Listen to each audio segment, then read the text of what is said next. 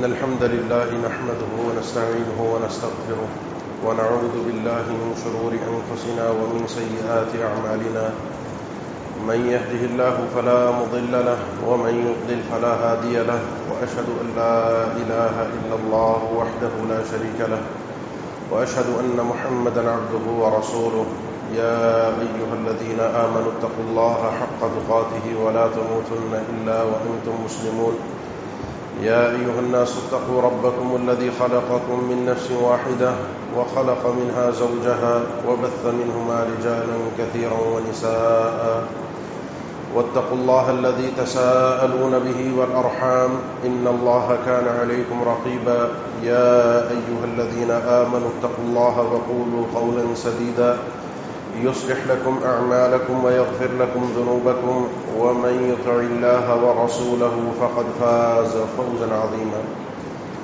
أما بعد فإن أصدق الكلام كلام الله وخير الهدي هدي محمد صلى الله عليه وسلم وشر الأمور محدثاتها وكل محدثة بدعة وكل بدعة ضلالة وكل ضلالة في النار أعوذ بالله من الشيطان الرجيم بسم الله الرحمن الرحيم اليوم أكملت لكم دينكم وأتممت عليكم نعمتي ورضيت لكم الإسلام دينا۔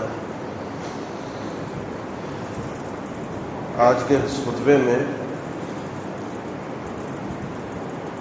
دو حوالوں سے آپ کے سامنے گفتگو کرنی ہے۔ پہلا مسئلہ جس کا تعلق اس آیت کے ساتھ ہے سورہ مائدہ کی، جسے اللہ تعالیٰ نے اللہ کے نبی صلی اللہ تعالی علیہ وسلم کے ایک عظیم خطبے کے بعد نازل فرمایا۔ حجۃ الوداع کے موقع پر آپ نے جب مسلمانوں کی ایک جماعت سے خطاب کیا، ان سے گفتگو کی، نصیحتیں فرمائی، جان، مال، عزت، دین، ہر اعتبار سے اس خطبے میں اللہ کے نبی صلی اللہ تعالی علیہ وسلم کی جامع نصیحتیں موجود تھیں۔ اس کے بعد عصر کے وقت اللہ تعالی نے یہ آیت نازل فرمائی۔ آپ صلی اللہ علیہ وسلم اپنی سواری پر تھے اور وحی کے بوجھ سے وہ سواری بیٹھ گئی، اور پھر اللہ تعالیٰ کا فرمان نازل ہوا، الیوم اکملت لکم دینکم واتممت علیکم نعمتی ورضیت لکم الاسلام دینا۔ آج کے دن میں نے اپنا دین اکمال کیا ہے، وہ دین جو آدم علیہ السلام کی نبوت اور نوح علیہ السلام کی رسالت سے شروع ہوا۔ لِكُلٍّ جَعَلْنَا مِنْكُمْ شِرْعَةً وَمِنْهَاجًا، شریعتیں اور منہج بدلتے رہے، احکامات تبدیل ہوتے رہے، لیکن اصول دین اور اصول عبادات وہ اس دور سے اس دور تک ایک ہی رہے۔ لوگوں کے احوال کے اعتبار سے انبیاء آتے رہے، نصیحت ہوتی رہی۔ آج کے دن یہ سلسلہ اپنے اختتام کو پہنچ رہا ہے، لیکن اس کے لیے لفظ جو استعمال ہوا وہ لفظ اکمال۔ اکمال کا مطلب ہوتا ہے تھوڑا تھوڑا، ٹکڑوں ٹکڑوں میں کسی چیز کو مکمل کرنا۔ وَلِتُكْمِلُوا الْعِدَّةَ، تم رمضان کے مہینے کو، اس کی تعداد کو پورا کرو، ٹکڑے ٹکڑوں میں۔ آہستہ آہستہ یہ دین تم تک نازل ہوا، حتیٰ کہ پیغمبر اسلام کے اوپر بھی وحی 23 سال میں آہستہ آہستہ ٹکڑوں ٹکڑوں میں نازل ہوئی۔ اقرأ بسم ربک الذی خلق سے شروع ہو کر واتقوا یوما ترجعون فیہ الی اللہ، یہ وحی کا سلسلہ 23 سال تک چلتا رہا۔ یہ آہستہ آہستہ تمہیں اللہ نے دین دیا، آج یہ دین مکمل ہو گیا۔ واتممت علیکم نعمتی، لیکن میں نے اپنی نعمت کا اتمام کیا ہے۔ نعمت کا اتمام کہتے ہیں کسی ایسی چیز کو پورا کرنا جو اکٹھی ایک ہی دفعہ پوری ہو عربی زبان میں۔ اللہ نے اپنی نعمت یا نعمت سے مراد دین اسلام کی ہدایت اور توفیق ہے، الیوم اکملت لکم، دلائل سے، حجت اور براہین سے میں نے اپنا دین مکمل کر دیا، یہ دین غالب رہے گا، اور اپنی نعمت کا تم پر اتمام کر دیا، یہ نعمت کبھی بھی تم سے جدا نہیں ہونی چاہیے، میں نے دے دی ہے، ہدایت دے دی ہے، توفیق دے دی ہے، ہمیشہ یہ ہدایت تمہارے ساتھ رہے۔ یہ اللہ کی وہ نعمت ہے جس کو تقریباً سارے کے سارے مفسرین ہی، اور بلکہ ابن القیم تو کہتے ہیں اگر کوئی ایک مطلق نعمت اللہ تعالیٰ کی انسان پوچھنا چاہے کہ کوئی ایک ایسی نعمت ہو کہ جس کو یہ کہا جائے سب سے بڑی نعمت ہے اس دنیا کی، بلکہ آخرت کی نعمت، کس اعتبار سے؟ اس اعتبار سے کہ ہر نعمت کا مدار اسی نعمت پر ہے، تو وہ نعمت اسلام اور دین ہے۔ یہ ہدایت اور توفیق ہے جس کو مل جائے گی، اس کے بعد جو جنت ہے، جو سب سے بڑی نعمت ہے، جو اللہ کا دیدار ہے، اس سے بڑی نعمت ہے، اللہ سے ہم کلام ہونا ایک اور نعمت ہے۔ ان ساری نعمتوں کا مدار اس بنیادی نعمت پر ہے جو دنیا میں انسان کو حاصل ہوتی ہے، دین اسلام کی صورت۔ یہ اللہ نے تمہیں عطا کر دی، یہ اللہ نے تمہیں دے دی ہے۔ وَرَضِيتُ لَكُمُ الْإِسْلَامَ دِينًا، اب میں تمہارے لیے جس دین پر راضی ہوں، جس دین کو قبول کروں گا کل قیامت کے دن، وہ دین اسلام ٹھہرے گا۔ وہ اب یہ دین ہے، اسلام شروع سے چلا آ رہا ہے، ہر نبی کا دین اور مذہب اسلام رہا ہے، لیکن اب یہ اسلام جو ہے، جو محمد الرسول اللہ صلی اللہ علیہ وسلم پر اللہ تعالیٰ نے نازل کیا ہے، یہ اب قابل قبول ہوگا۔ اس آیت کے تعلق سے بس 3 باتیں آپ کو سمجھانی ہیں اور پھر اپنے دوسرے موضوع پر گفتگو کرنی ہے۔ 3 باتوں میں سے پہلی چیز یہ ہے کہ یہ نعمت سب سے عظیم ترین نعمت ہے۔ اس نعمت کی وصیت انبیاء اپنے آخری اوقات میں اپنے اولادوں کو، اپنے بڑوں کو، اپنے بزرگوں کو سمجھا کر گئے، بتا کر گئے، مانگ کر گئے۔ یعقوب علیہ السلام کی وفات کے وقت آپ کے خاندان میں بڑے بزرگ اللہ کی طرف سے فیصلے آتے رہتے ہیں۔ آخری وقت پہ انسان بڑی قیمتی باتیں کرتا ہے، بڑی پتے کی باتیں کرتا ہے، زندگی کا نچوڑ دیتا ہے، اپنی اولاد کو، اپنی نسل کو آگے زندگی گزارنے کے لیے راز کی باتیں بتاتا ہے، اپنے ساتھ ہونے والے معاملات سے آگاہ کرتا ہے۔ یعقوب علیہ السلام کی ایک ہی وصیت تھی، نصیحت تھی اپنی اولاد کو کہ جب بھی موت آئے تو اسلام کی حالت میں آئے، یہی سب سے بڑی نعمت ہے۔ اپنے بیٹے کو نوح علیہ السلام نے آخری وقت پر یہی دعا، یہی پکار، یہی استدعا تھی اپنے بیٹے سے، یا بنیہ، اے میرے بیٹے، ارکم معنا ولا تکن مع الکافرین، یا بنی ارکم معنا ولا تکن مع الکافرین، میرے ساتھ اس کشتی پر سوار ہونا، کافر نہ بن۔ یہ وہ نعمت تھی جو نوح علیہ السلام کے بیٹے کو مل نہیں سکی۔ آخری دم تک انہوں نے کوشش کی، اللہ سے دعا بھی کی، اللہ سے کہا بھی، اللہ ان ابنی من اہلی و ان وعدک الحق وانت احکم الحاکمین، یہ میرا بیٹا میرے اہل میں سے ہے، وعدہ بھی کیا تھا میرے اہل کو اللہ بچانا ہے، تو احکم الحاکمین ہے۔ اللہ نے فرمایا قال یا نوح انہ لیس من اہلک انہ عامل غیر صالح فلا تسألنی ما لیس لک بہ علم۔ اس بات پر اللہ نے نوح علیہ السلام کو یہ صاف الفاظ میں کہہ دیا تمہارا بیٹا نہیں ہے، اس کے کرتوت اچھے نہیں ہے، آج کے بعد مجھ سے ان چیزوں کا سوال مت کرنا جس کا تمہیں علم نہیں ہے۔ یہ چیز مجھے اور آپ کو بیٹھے بٹھائے ملی ہے، مفت میں ملی ہے، اسی لیے قدر نہیں ہے۔ یہ وہ چیز تھی جس کے لیے ابراہیم علیہ السلام نے، یعنی جس کو ہم سادے الفاظ میں کہتے ہیں نا، ایڑی چوٹی کا زور لگانا، ہر انداز اور اسلوب کے ساتھ اپنے والد سے گفتگو کرتے ہوئے اس نعمت کے لیے جان توڑ کوشش کر دی۔ یا ابت لم تعبد ما لا يسمع ولا يبصر ولا يغني عنك شيئا یا ابت انی قد جاءنی من العلم ما لم يأتك فاتبعني اهدك صراطا سويا یا ابت لا تعبد الشيطان ان الشيطان كان للرحمن عصيا یا ابت انی اخاف ان يمسك عذاب من الرحمن فتكون للشيطان وليا۔ بڑے پیار اور محبت سے باپ کو سمجھایا تھا، بڑی امیدیں اور آرزویں لگا کر ہر انداز اور اسلوب محبت والا، سمجھانے والا، شفقت والا، درمندانہ اسلوب اپنا کر اس نعمت کے لیے کوشش کی تھی۔ یہ وہ نعمت ہے جو مجھے اور آپ کو مفت میں ملی ہے، اسی لیے ہمیں قدر نہیں ہے۔ اس نعمت کی قدر کیجیے۔ یہ وہ موقع تھا، یہ وہ نعمت کا اتمام تھا جو اللہ تعالیٰ نے عرفہ کے میدان میں اللہ کے نبی صلی اللہ علیہ وسلم کے اس عظیم خطبے کے بعد یہ آیت نازل فرما کے ہمیں احساس دلایا۔ آج اللہ نے دلائل حجت براہین تمہارے لیے اس دین کو مکمل کر دیا ہے. اب اس کے بعد ہم نے دو کام کرنے ہیں. نمبر ایک، اس نعمت کی قدردانی کرنی ہے. اعملوا آل داؤد شکرا. اللہ جب بھی کوئی نعمت دے انسان کو چاہیے کہ اس کے اوپر اللہ کا شکر بجا لائے اور عمل کرے. جو کہا گیا ہے ویسے انسان کرے، جس طرح بتایا گیا ہے ویسے کرنا چاہیے، جس طرح کی عبادت دی گئی ہے وہ کرنی چاہیے. یہ اس نعمت کا شکر ہے. اقرار کر لینا.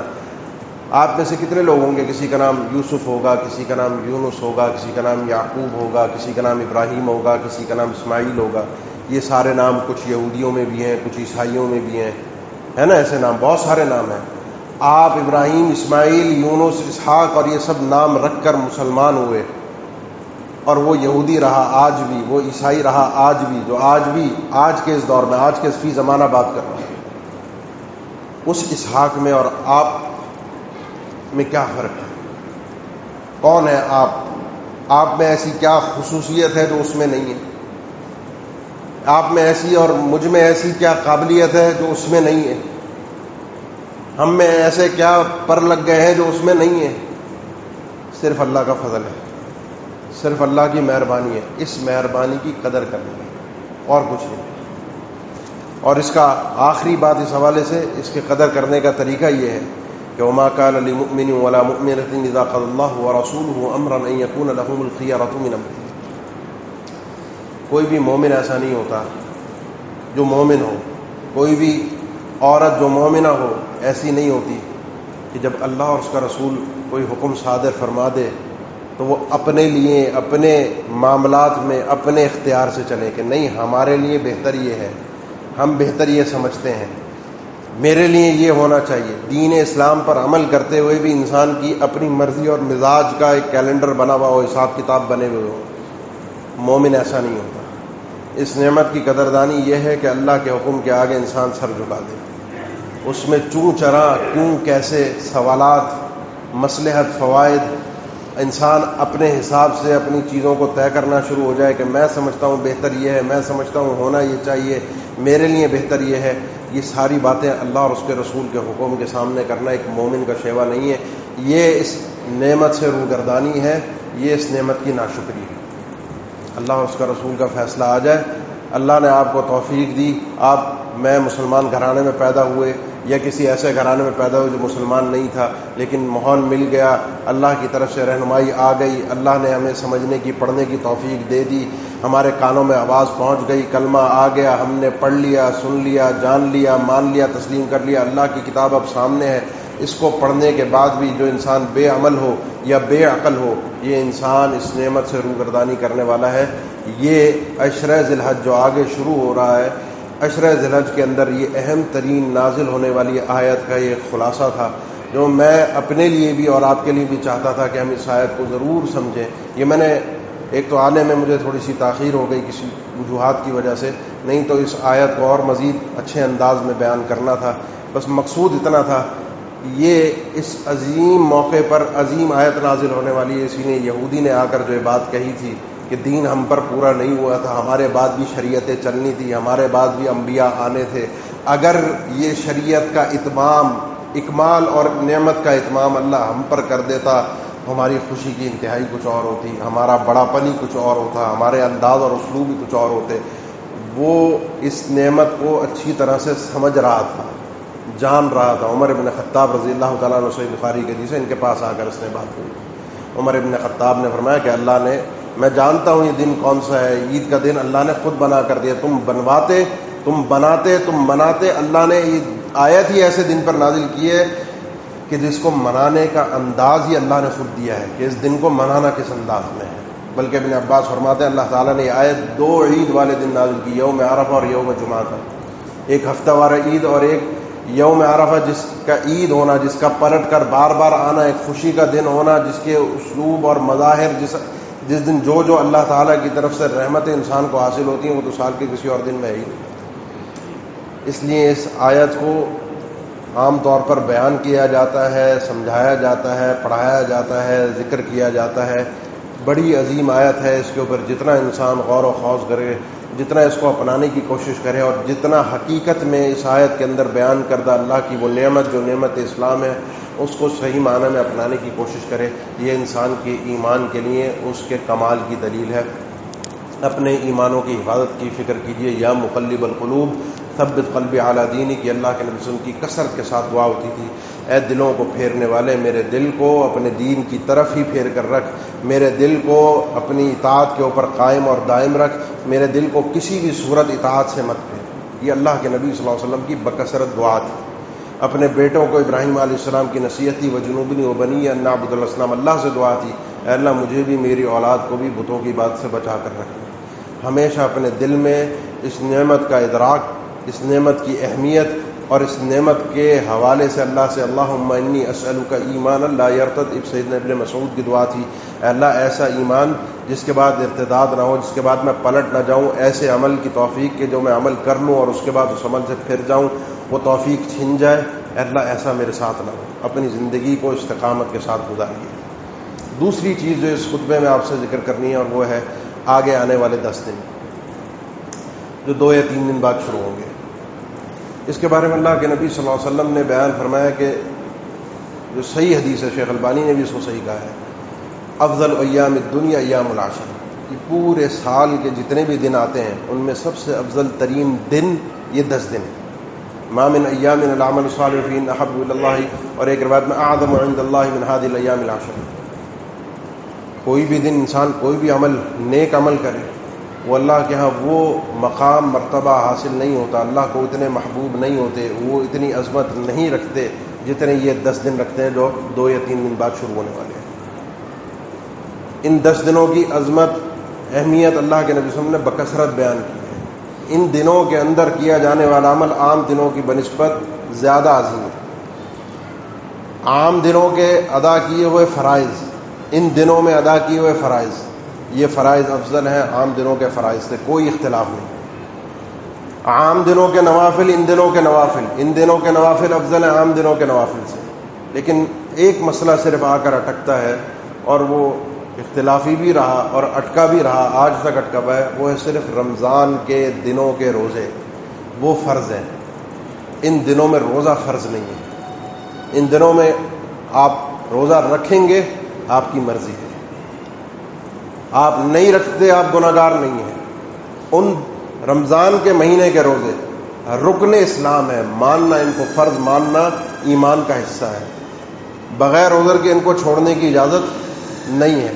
ان 10 دنوں میں یہ ایک روزہ ایک ایسا ہے کہ جو آ کر اٹک جاتا ہے کہ ان 10 دنوں میں روزہ فرضیت کے ساتھ نہیں ہے، ان دنوں میں فرضیت کے ساتھ ہے. باقی کوئی عبادت ایسی نہیں ہے جو عام دنوں میں پائی جائے اور ان دنوں میں نہ ہو سکے، ممکن نہیں ہے. بلکہ حج ان 10 دنوں میں آتا ہے جو سال کے کسی اور دن آ ہی نہیں سکتا.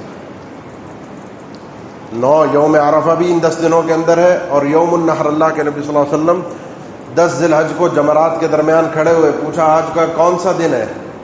صحابہ نے فرمایا یوم النحر. آپ نے فرمایا یوم الحج الاکبر. یہ یوم النحر بھی ہے اور حج اکبر والا دن بھی ہے. آج حج کے سارے بڑے بڑے ارکان، سارے بڑے بڑے کام اس دن سر انجام دیے جائیں گے. یہ 10 ذی الحج ان 10 دنوں کے اندر داخل ہے.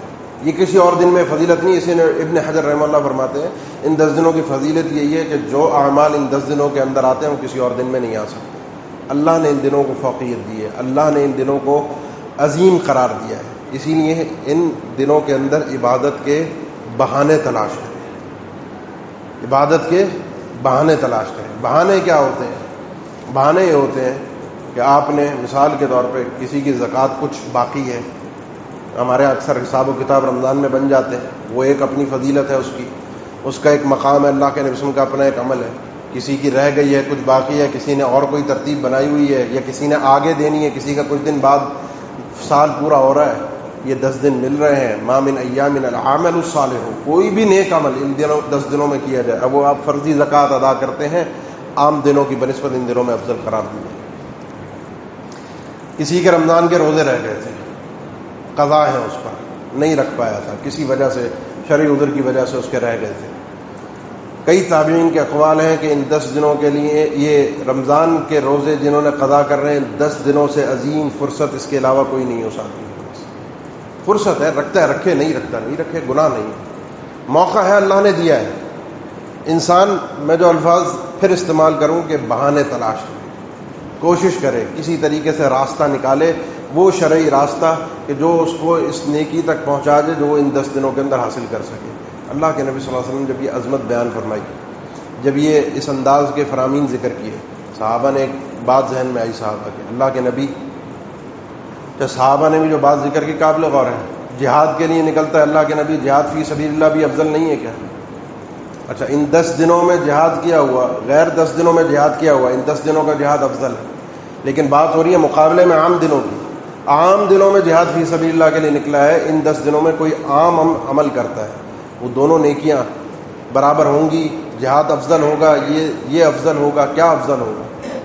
اللہ کے نبی صلی اللہ علیہ وسلم نے فرمایا کہ جہاد فی سبیل اللہ عام دنوں میں کیا ہوا ان 10 دنوں کے عمل کا مقابلہ نہیں کر سکتا۔ ہاں، وہ آدمی جو عام دنوں میں نکلتا ہے جہاد کے لیے اور اپنی سواری لے کر خود جاتا ہے، اپنی جان بھی لے کر، یعنی جہاد وہ دونوں طرح کرتا ہے، مالدار بھی ہے اور جاندار بھی ہے، ورنہ عام طور پہ جو جان دیتے ہیں ان کے پاس مال نہیں ہوتا، اور جو مال دینے والے ہوتے ہیں وہ جان دینے کی طاقت عام طور پہ جذبہ رکھتے نہیں ہیں۔ یہ دونوں چیزوں کا ایک ساتھ ملنا بہت مشکل ہوتا ہے۔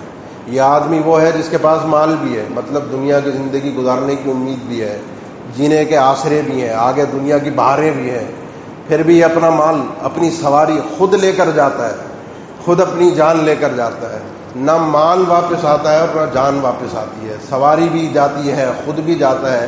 یہ جو افضلیت ہے یہ ان 10 دنوں کا حوالے سے، ان 10 دنوں کا عمل اس کا مقابلہ نہیں کر سکتا، یہ عمل افضل ہے، یہ عمل افضل ہے۔ اس کے علاوہ کوئی بھی فہرست میں آپ عمل لے آئیں، یہ 10 دن افضل ہے۔ اسی لیے بتانے کا مقصد صرف یہ ہے کہ جو رغبت، جو جوش اور جذبہ رمضان میں ہوتا ہے ویسا ان دنوں میں نہیں ہوتا۔ وہ بھی خیر کے دن ہیں، وہ بھی بھلائی کے دن ہیں، فوت نہیں ہونے چاہیے، وہ بھی اللہ کی طرف سے خیر و برکت والے دن ہیں، اور یہ بھی خیر و برکت والے دن ہیں۔ چاند ہوتے ہی مسجدیں آباد ہوتی ہیں، ان 10 دنوں کے اندر وہ رونق نظر نہیں آتی۔ وجوہات بہت ساری ہیں، ان 10 دنوں میں بھی وہی بازار ہوتا ہے جو عام طور پہ رمضان کے آخری عشرے میں ہوتا ہے، وہی رونقیں ہوتی ہیں جو رمضان کے آخری عشرے کی راتوں میں ہوتی ہیں، وہی جانور کی خریداری، وہی بازار منڈی کے چکر لگانا، وہی جانور میں مگن رہنا۔ اگر تو ہے یہ عبادت کی غرض سے، مقصد صرف عبادت ہے، جانور لانا، تلاش کرنا، ڈھونڈنا، کھلانا پلانا، اللہ کی رضا، تو یہ بھی عمل صالح ہے۔ اور اگر مقصد تفریح، اپنی نفس کی خواہش کی تکمیل، اپنا مزہ، جانور کے ساتھ انسیت اور محبت، اپنی، فرق سمجھ رہے ہوں گے میرا خیال ہے آپ، اپنی اگر ہے تو یہ عمل صالح اس انداز کا نہیں ہے، پھر یہ وقت کا فضول اگر ہے تو وقت کا ضیاع ہے۔ اپنا جانور لے آئے، تلاش کر لیا، اس کے ساتھ جو سلوک کرنا ہے، جو احترام کرنا ہے، جو اس کی ذمہ داری نبھانی ہے وہ نبھائی جائے۔ اس کے بعد جو فضول وقت ان چیزوں میں برباد کیا جاتا ہے، محلے کا کوئی بھی جا رہا ہے جانور لینے منڈی کے، اس کے ساتھ چکر لگانا، ساری ساری رات منڈی میں رہنا، ساری ساری رات جانور تلاش کرنا، جانوروں کی باتیں کرنا، اور سب کچھ سارا دماغ اور مزاج اسی چیز میں لگا کر رکھنا، یہ اس بات پر دلالت نہیں کرتا کہ انسان اس کو اللہ کی رضا کی خاطر کر رہا ہے۔ میں کسی کی نیت پر بات نہیں کرتا، لیکن ظاہر بھی صرف ہمارا جو ماحول ہے اس کی میں وضاحت کر رہا ہوں۔ ایک آدمی جو مسجد میں فرض نماز سے غافل ہو، نماز ادا نہ کر رہا ہو، ایک آدمی جو عبادت کا اہتمام نہ کر رہا ہو، ایک آدمی جو ان 10 دنوں کے اندر تکبیرات اونچی آواز سے پڑھنے کی تعلیم ہے، صحابہ اکرام بازار میں پڑھا کرتے تھے، وہ نہ کر رہا ہو، نہ منڈی میں نہ گھر پہ، اور وہ آدمی قربانی کے جانور کا اس قدر اہتمام کر رہا ہو، یہ باتیں میل نہیں کھاتی ہیں کہ یہ اللہ کی رضا کے لیے تھک آپ رہے ہیں، تلاش آپ کر رہے ہیں، محنت آپ کر رہے ہیں، محبت سے چیز لا رہے ہیں، بس تھوڑا سا نیت کو تبدیل کرنے کا مسئلہ ہے جو میں اکثر ذکر کرتا ہوں ایک اور مسئلے میں، اور وہ مسئلہ ہے جب انسان اپنے گھر والوں پر خرچ کرتا ہے، شوہر کمانے کے لیے جاتا ہے، مرد کمانے کے لیے نکلتا ہے بیوی بچوں کی خاطر۔ صحیح بخاری کی حدیث ہے کہ اگر وہ کما کر لاتا ہے وہ یحتسبها فهو له اجر، اپنی اولاد پر، بچوں پر، بیوی پر، گھر والوں پر خرچ کرتا ہے اللہ سے اجر کی امید رکھتے ہوئے کہ اللہ کا حکم ہے، اللہ نے ذمہ داری دی ہے، اس کا ایک ایک پائی، ایک ایک روپیہ، ایک ایک چیز اس کے لیے اجر ہے۔ ویسے وہ کمانے تو ہر کوئی نکل رہا ہے، ہر کوئی بازار کے چکر لگا رہا ہے، اجر نہیں مل رہا، اجر اسی صورت ملے گا۔ لہذا ان 10 دنوں کی قدر کیجئے، تکبیرات کا اہتمام کیجئے، اللہ کے نام کو اونچی آواز میں بلند کیجئے، شرمائیے نہیں، گھبرائیے نہیں۔ بازار جائیے، ضرور جائیے، بازار کھلے رہیں گے، بازار چلتے ہیں، بازار کام کاج ہوتے ہیں، کمانا ہے انسان نے، بازاروں کے اندر بھی اللہ کا ذکر بلند ہو، مساجد میں بھی اللہ کا ذکر بلند ہو۔ اہتمام کیجئے کسی ایک ایسی عبادت کا جو عام طور پہ ہم اس پہ سستی کرتے ہیں، ہو نہیں پاتی، اس کو اپنی زندگی کا حصہ بنانے کے لیے، اس کے اوپر اپنے آپ کو چلانے کے لیے 10 دن ہے، کسی ایک چیز کو اپنا لیجئے کہ عبادت تھی، مجھ سے کمزوری ہے، مجھ سے ہوتا نہیں ہے، میں پیچھے رہ جاتا ہوں، کبھی رہ جاتی ہے۔ ان 10 دنوں کے اندر وہ عبادت مجھ سے رہنی نہیں چاہیے۔ ان 10 دنوں کے اندر خصوصی طور پر جب آئے گا یوم عرفہ، جس میں یہ آیت نازل ہوئی جس کی آپ نے ابھی کچھ وضاحت سماعت فرمائی، یہ دن غیر حاجی کے لیے روزے کا دن ہے، اور حاجی کے لیے اللہ کے نبی صلی اللہ علیہ وسلم اس دن روزے سے نہیں تھے، اور آپ نے فرمایا یکفر السنۃ الماضیۃ والباقیہ، اگلے اور پچھلے 2 سال کے گناہ معاف ہوتے ہیں۔ اہل علم کہتے ہیں رمضان کے مہینے کے بعد اگر کوئی بھی روزہ افضل ہونے کی حیثیت اختیار کرتا ہے مطلق، وہ یوم عرفہ کا روزہ ہے۔ رمضان کے بعد سب سے افضل ترین روزہ یوم عرفہ کا روزہ ہے۔ جو حاجی نہیں ہے، عام طور پہ نہیں ہے، اس سال اللہ کے معاملات ہیں، اللہ کے فیصلے ہیں، موجود ہیں، یہ دن نصیب ہوگا، روزہ رکھیے۔ اس دن اللہ تعالیٰ فرشتوں کے قریب آتا ہے، فخر کرتا ہے، انسانوں کے قریب آتا ہے اور فرشتوں سے پوچھتا ہے ما اراد ہؤلاء، یہ جو اپنے آپ کو میدان عرفہ میں لے کر پہنچے ہیں، بال مٹی والے ہو رہے ہیں، 2 لباس کے اندر ہیں، عجیب ان کی جسمانی حالت ہے، چاہتے کیا ہے، خواہش کیا ہے، ان کے دل میں آرزو کیا ہے، تمنا کیا ہے؟ یہ اپنی مغفرت چاہتے ہیں۔ خیر ما قلت انا والنبیون من قبلی، سب سے بہترین ذکر اور دعا جو میں نے بھی کی، مجھ سے پہلے انبیاء بھی اس میدان میں آ کر کے گئے ہیں۔ صحیح مسلم کی حدیث لا الہ الا اللہ وحدہ لا شریک لہ لہ الملک و لہ الحمد وهو علی کل شیء قدیر، یہ ذکر آپ کی زبان پر جاری ہونا چاہیے۔